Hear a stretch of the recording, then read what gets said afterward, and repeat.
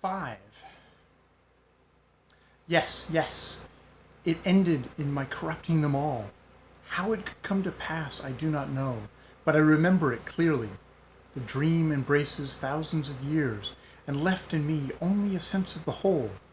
I only know that I was the cause of their sin and downfall, like a vile trinchina, like a germ of a plague infecting whole kingdoms.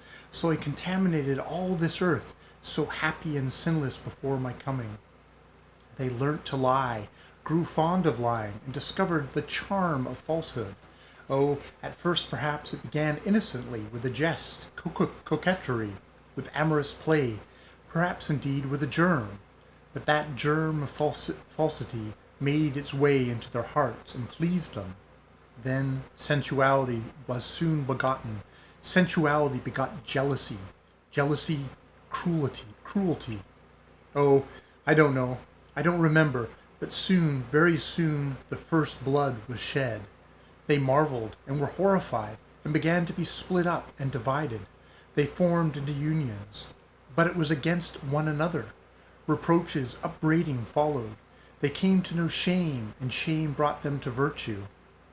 The conception of honor sprang up, and every union began waving its flags. They began torturing animals, and the animals withdrew from them into the forests, and became hostile to them. They began to struggle for separation, for isolation, for individuality, for mine and thine. They began to talk in different languages. They became acquainted with sorrow and loved sorrow. They thirsted for suffering, and said that the truth could only be attained through suffering. Then science appeared. As they became wicked, they began talking of brotherhood and humanitarianism, and understood those ideas.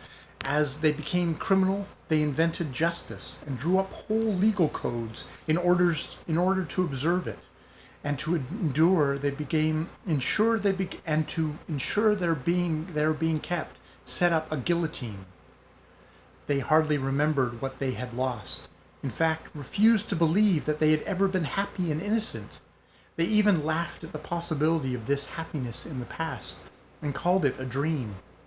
They could not even imagine it in definite form and shape, but, strange and wonderful to relate, though they lost all faith in their past happiness and called it a legend, they so longed to be happy and innocent once more that they succumbed to this desire like children, made an idol of it, set up temples and worshipped their own idea, their own desire, though at the same time they fully believed that it was unattainable and could not be realized. Yet they bowed down to it and adored it with tears. Nevertheless, if it could have happened, that they had returned to the innocent and happy condition which they had lost, if someone had shown it to them again and had asked them whether they wanted to go back to it, they certainly would have refused. They answered me, "We may be deceitful, wicked, and unjust. We know it, and weep over it. We grieve over it. We torment and punish ourselves more, perhaps, than that merciful judge who will judge us, and whose name we know not. But we have science, and by means of it we shall find the truth, and we shall arrive at it consciously. Knowledge is higher than feeling. The consciousness of life is higher than life. Science will give us wisdom. Wisdom will reveal the laws, and the knowledge of the laws of happiness is higher than happiness." That is what they said, and after saying such things, everyone began to love himself better than anyone else, and indeed they could not do otherwise. All became so jealous of the rights of their own personality that they did the very utmost to curtail and destroy them in others, and made that the chief thing in their lives. Slavery followed, even voluntary slavery, the weak eagerly submitting to the strong, on condition that the latter aided them to subdue the still weaker.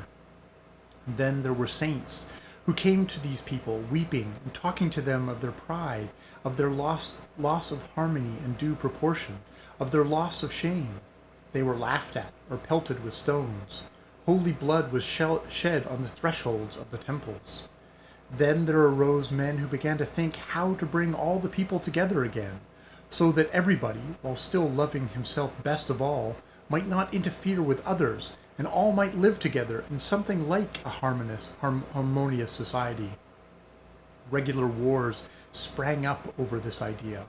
All the combatants of the same time firmly believed that science, wisdom, and the insistence of self-preservation would force men at last to unite into a harmonious and rational society. And so, meanwhile, to hasten matters, the wise endeavored to exterminate as rapidly as possible all those who were not wise and did not understand their ideas, that the latter might not hinder its triumph. But the instinct of self-preservation grew rapidly weaker. There arose men haughty and sensual who demanded all or nothing. In order to obtain everything, they resorted to crime, and if they did not succeed, to suicide. There arose religions with a cult of non-existence and self-destruction for the sake of everlasting peace of annihilation. At last these people grew weary of their meaningless toil, and signs of suffering came into their faces, and then they proclaimed that the suffering was a beauty, for in suffering alone was their meaning. They glorified suffering in their songs. I moved about among them, wringing my hands and weeping over them, but I loved them perhaps more than in the old days when there was no suffering in their faces, and when they were innocent and so lovely. I loved the earth they had polluted even more than when it had been a paradise, if only because sorrow had come to it. Alas, I always loved sorrow and tribulation, but only for myself. But I wept over them, pitying them. I stretched out my hands to them in despair, blaming, cursing, and despising myself. I told them that all this was my doing, mine alone, that it was I had brought them corruption, contamination, and falsity. I besought them to crucify me. I taught them how to make a cross. I could not kill myself. I had not the strength, but I wanted to suffer at their hands. I yearned for suffering. I longed that my blood should be drained to the last drop in these agonies, but they only laughed at me and began at last to look upon me as crazy. They justified me. They declared that they had only got what they had wanted themselves, and that all that now could not have been otherwise. At last they declared to me that I was becoming dangerous, and that they should lock me up in a madhouse if I did not hold my tongue. Then such grief took possession of my soul that my heart was wrung, and I felt as though I were dying. And then I awoke. It was morning. That is, it was not yet daylight, but about 6 o'clock. I woke up in the same armchair. My candle had burnt out. Everyone was asleep in the captain's room. There was a stillness all round, rare in our flat. First of all, I leapt up in great amazement. Nothing like this had ever happened to me before, not even in the most trivial detail. I had never, for instance, fallen asleep like this in my armchair. While I was standing and coming to myself, I suddenly caught sight of my revolver lying loaded, ready. But instantly I thrust it away. Oh now, life! I lifted up my hands and called upon eternal truth, not with words, but with tears. Ecstasy, immeasurable ecstasy flooded my soul. Yes, life and spreading the good tidings. Oh, I at that moment resolved to spread the tidings, and resolved it, of course, for my whole life, to go to spread the tidings. I wanted to spread the tidings. Of what? Of the truth, for I have seen it with my own eyes, have seen it in all its glory. And since then I have been preaching. Moreover, I love all those who laugh at me more than any of the rest. Why that is so, I do not know and cannot explain, but so be it. I am told that I am vague and confused. If I am vague and confused now, what shall I be? What shall I be later on? It is true indeed. I am vague and confused, and perhaps as time goes on I shall be more so. And of course I shall make many blunders before I find out how to preach. That is, find out what words to say, what things to do, for it is a very difficult task. I see all that as clear as daylight. But listen, who does not make mistakes? And yet, all are making for the same goal. All are striving in the same direction anyway, from the sage to the lowest robber, only by different roads. It is an old truth. This is the one, but this is what is new. I cannot go far wrong, for I have seen the truth.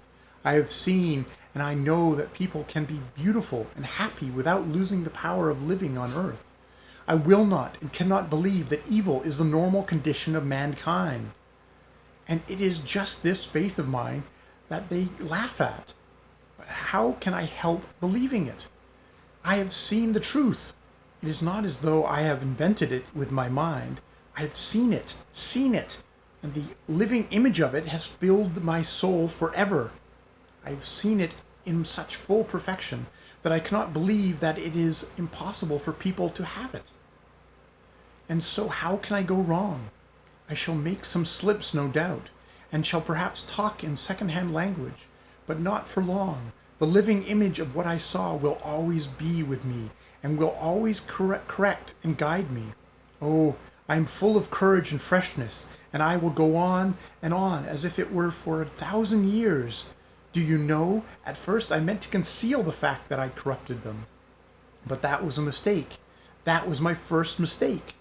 But truth whispered to me that I was lying, and preserved me and corrected me.